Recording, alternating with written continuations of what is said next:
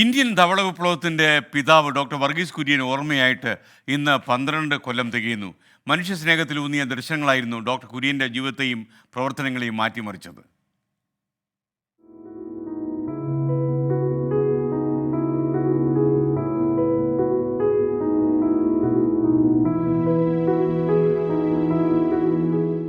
സാമൂഹ്യ പരിവർത്തനത്തിനുള്ള ഒരു പരീക്ഷണശാലയായിരുന്നു വർഗീസ് കുര്യന് അമുൽ. കർഷകരുടെ ഉടമസ്ഥതയിലുള്ള സഹകരണ സംഘമായി സ്ഥാപിക്കപ്പെട്ട Gujarat cooperative milk marketing federation പിൽക്കാലത്ത് ലോകത്തെ തന്നെ മികച്ച സഹകരണ സംരംഭമായി ഉയർന്നു. 72,000 കോടി രൂപയുടെ വാർഷിക ലാഭമുള്ള 100-ലേറെ ഉൽപ്പന്നങ്ങളുള്ള പ്രസ്ഥാനമാണ് ഇന്ന് Amul. To produce more milk to meet the growing demands of Indian population, that is being really honored here.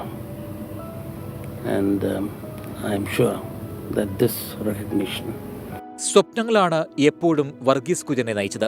Indian കാർഷിക രംഗത്ത് നടപ്പാക്കേണ്ട മാറ്റങ്ങളെക്കുറിച്ച് ബോധവാനായിരുന്നു വർഗീസ് കുര്യൻ. ഗുജറാത്തിൽ ക്ഷീരകർഷകരുടെ സഹകരണ പ്രസ്ഥാനത്തിന് നാന്ദി കുറിച്ചതോടെയാണ് അമുലിന്റെ വിജയഗാഥയ്ക്ക് തുടക്കമായത്. അമുലിനെ മാതൃകയാക്കി ഇന്ത്യയിലുടനീളം ക്ഷീരസഹകരണ സംഘങ്ങൾ രൂപീകരിക്കപ്പെട്ടതാണ് ധവള വിപ്ലവത്തിന് തുടക്കമിട്ടത്.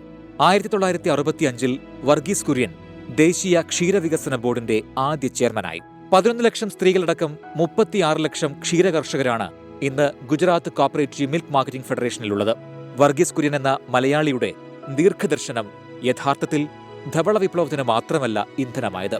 ഇന്ത്യയിൽ പിന്നീടുണ്ടായ വികസനങ്ങൾക്കെല്ലാം ഊർജവും ആത്മവിശ്വാസവും പകരുന്നതിൽ ആ വിജയഗാഥയ്ക്ക് നിർണായക പങ്കുണ്ട്.